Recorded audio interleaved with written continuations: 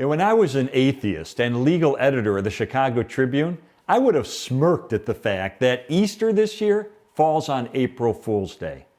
Because back then, I thought that anyone would have to be a fool to think that Jesus literally rose from the dead.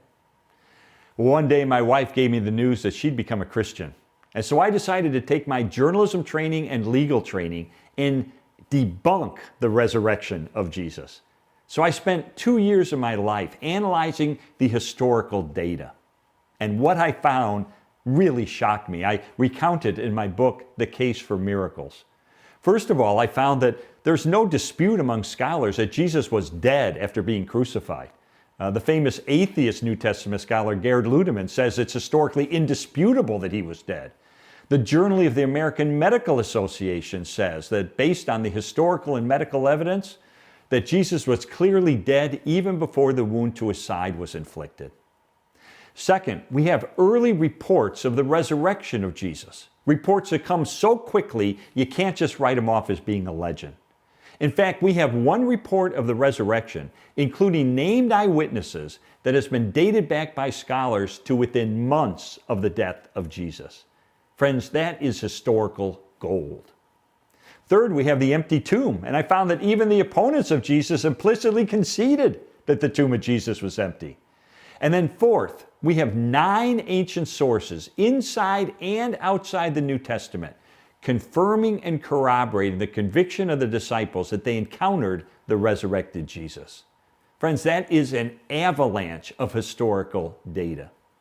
And then we have 7 ancient sources inside and mostly outside the New Testament that confirm that the disciples lived lives of deprivation and suffering as a result of their proclamation that Jesus had risen.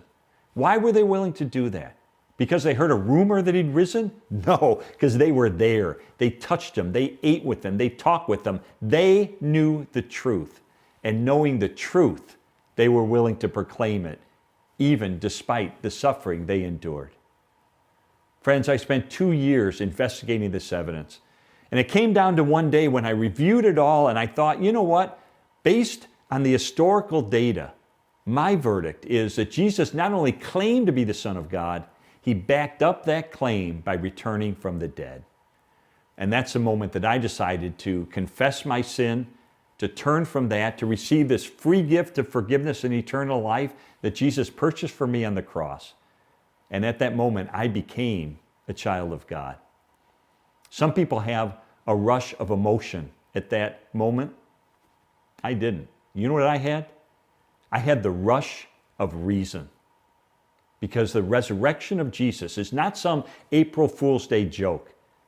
It is a historical reality based not on mythology or make-believe or wishful thinking, but a solid foundation of historical truth.